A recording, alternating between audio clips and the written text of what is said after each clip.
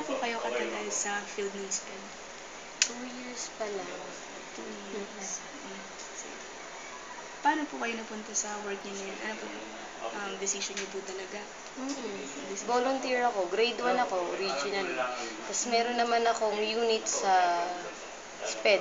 Parang, di ba, BE-Ed. Pag elementary, may units kami na ng SPED. Then, nung nalaman ko last year na magbubuo, na friend ko rin naman yung teacher na magbubuo ng SPED dito, nag-volunteer ako na magtuturo ako. Tapos, pinokus ko lang sa Down syndrome at saka sa blind. Tapos ngayon, yung kako-teacher ko sa Canada na, ako yung pinalit as full-time. Tapos ginawa akong trainee sa PNU. Doon naman po sa di ba, simula po nung first time, ano po yung pinaka-best na experience niyo sa pag-handle po ng children with special needs? Pinaka-best feeling kapag meron kang, alam mo, basta na po, experience na na-encounter niyo po kasama sila. Pag nagagawa nila yung, alam mo, hirap silang gawin. Halimbawa, yung sayaw, yung steps. Kasi may mga, sila, hula dance, last time, hula dance. Hindi kasi sila basta. Pag ito na yung performance level na, pag ito na yung talaga magpa-performance sila, talaga impromptu, magagawa nila na sabay-sabay. Dun, parang nag-effort sila. Tapos talagang todo kung galaw-galaw. Tsaka yun sa pag-aaral din nila. Kasi makikita mo sila na pinipilit nilang makuha yung isang bagay na gusto mong makuha nila. Ano naman po, yung worst naman? Worst? Pag may nagtatantrums. Yun, pag may nagtatantrums. Kasi may times na nagsasabay-sabay sila. Yun. Lalo na kung, halimbawa, may parents na iniwan yung anak na time niya. Di ba, nabinilin, tapos nagkataon nagtantrums si bata, tapos nagtantrums dito, tapos nagtantrums si isa. Sabay-sabay yun. Minsan, yun nga. Minsan, may mananabunot, may manapak, ganun. Pero, syempre, bawal saktan. Hayaan mo lang sila. Hanggang pag-uwi mo, marami ka ng pasta. Pero, okay lang yun. Ganun talaga. Kasi, ginusto ko naman to. Gusto naman. Oh, yeah. Talagang gusto ko to. Masaya naman po ba sa field na to? Super. Super sarap. Kahit hirap. Oo. Kasi ang napupuno niya hindi ito. Punong-puno. Diba? Kahit lalaki ako, kahit wala akong someone, go! Go lang. Kasi marami. 84 sila, 84 na naglalab sa lahat. Sobra-sobra pa. Pati parents na-appreciate yung ginagawa ko. Kaya kahit walang ganun, go. Ano naman po, saan po kayo nag-finish ng course nito sa SPED? Actually, hindi pa ako tapos. Nag-aaral.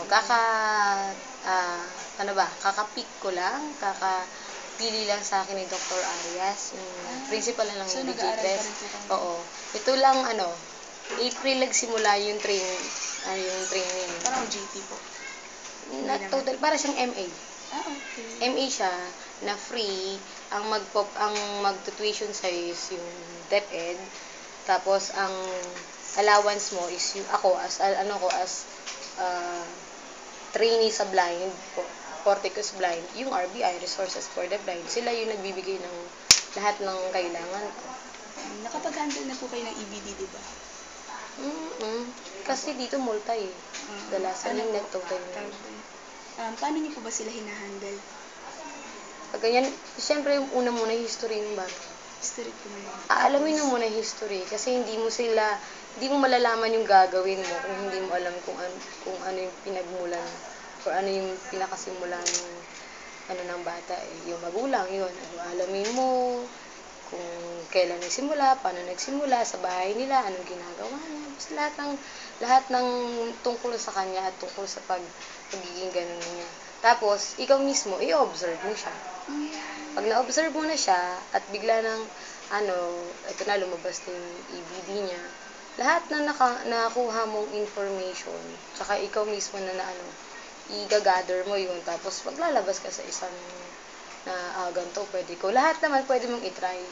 Halimbawa, kasi hindi ko naman talaga siya totally kilala kahit sabihin no, itong ginagawa ng parents. Pag ako ang gumawa, minsan hindi siya applicable.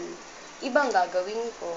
Minsan, nakakahanap din. Hindi lang talagang the day na nakilala mo siya, kaya mo na siyang i-handle. Talagang matagal, minsan, weeks, yun, bago mo siya makuha yung tamang paraan para makontrol yung pagiging ganun.